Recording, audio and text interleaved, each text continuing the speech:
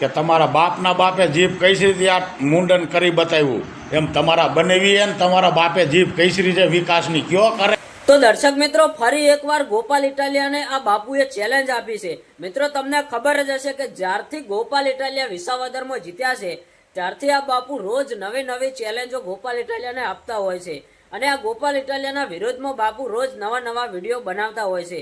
મિત્રો, જ્યારથી ગોપાલ ઇટાલિયાની જીત થઈ છે ત્યારથી મિત્રો આ બાપુ તેમની પાછળ પડી ગયા છે।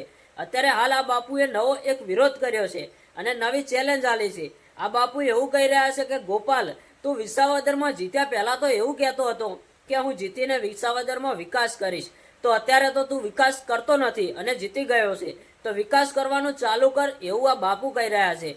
તો મિત્રો, આ વિડીયો સોશિયલ મીડિયામાં ખૂબ જ વાયરલ થઈ રહ્યો છે અને તમને ના ખબર હોય તો કહી દઉં કે આ બાપુ ટકલા કેમ થયા છે। તો મિત્રો, આ બાપુએ એક ગોપાલ ઇટાલિયાને ચેલેન્જ આપી હતી અને એ ચેલેન્જમાં એવું કહ્યું હતું કે ગોપાલ, તું વિસાવદરમાં નહીં જીતે અને જો તું વિસાવદરમાં જીતી ગયો તો હું મુંડન કરાવી દઈશ અને મારી દાઢી અને ટકલું કરાવી દઈશ। અને મિત્રો, ગોપાલ ઇટાલિયા વિસાવદરમાં જીતી ગયા પછી આ બાપુને ટકલું કરાવવું પડ્યું। મિત્રો, આમ તો આ બાપુ ટકલું નહોતા કરાવતા, પણ તમને ખબર જ હશે કે સોશિયલ મીડિયાનો પાવર કેટલો છે।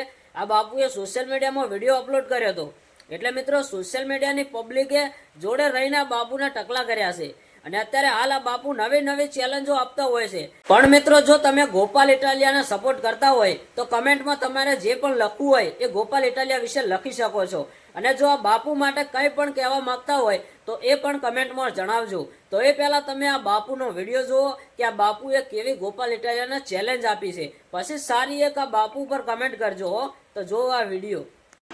જય શ્રી રામ, જય હનુમાન। આ ચૂંટણી પછી ચમચા માર્કેટમાં આવ્યા હતા, એને કહું છું કે તમારા બાપના બાપે જીભ કઈ રીતે આ મુંડન કરી બતાવ્યું એમ તમારા બનેવી ને તમારા બાપે જીભ કઈ રીતે વિકાસની કયો કરે।